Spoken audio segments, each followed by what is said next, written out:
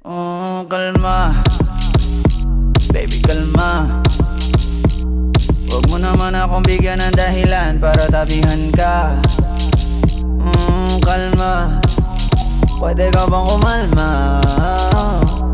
Isang ngiti pa sa akin lalapitan talaga kita.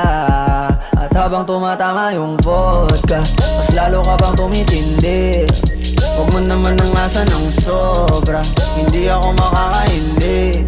At wala akong pakialam kung merong makakita, di na mangyayari muli. Di ako papayag nang di ka mauuwi.